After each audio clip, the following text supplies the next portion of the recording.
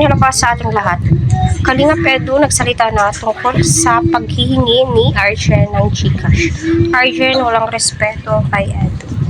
Unang-una sa ating lahat, alam naman po natin na may YouTube channel na po itong si Arjen, which is, yan po ay ipinagbabawal po ni Kuya Vol Santos Matubang, Kalingap Rob, kapag ikaw ay beneficiary ng isang team Kalingap, like kay Kalingap Edu, pero never ka pong nakarinig kay Kalingap Edu ng kung ano-ano patungkol sa kanyang mga beneficiaries.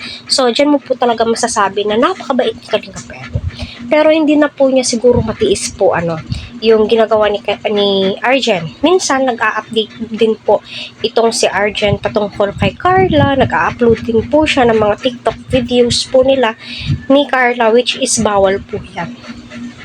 Lalong-lalo na kung parehas kayong beneficiaries, di ba?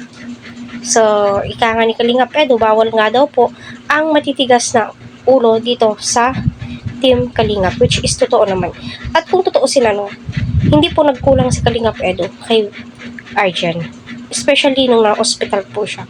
Although hindi naman po natin yan isinusumba.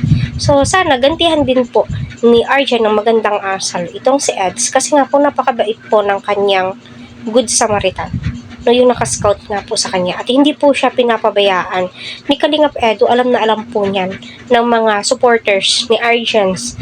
Especially nung naglipat po sila ng bahay. Diba?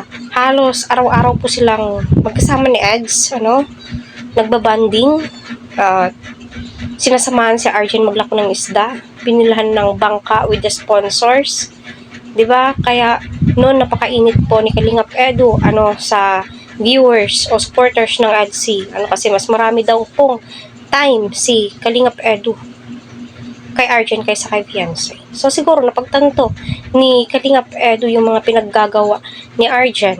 Nagtataka din po ako, beneficiary po siya ni Kalingap Edu, pero bakit may YT channel siya? 'Di ba? At saka pagkakaalam ko matagal na po yung YouTube ni Arjen, it means kumikita na po yan. So no need na pong tulungan ni Kalingap Edu. At kung tutuusin hindi po nagkulang si Kalingap Edu kay Arjen kasi binigyan po sila ng pangkabuhayan, di ba? So sana Arjen, advice ko sa'yo bilang ate, or do kahit hindi mo nakilalaning mga ate, itong kami or ng mga viewers mo, supporters mo, etc. Kasi may kanya-kanya tayong pananaw, pero napakalaking foul yung ginagawa mo at kumakalat ngayon sa Facebook yung paghihingi mo ng Gcash para sa iyong pag-aaral.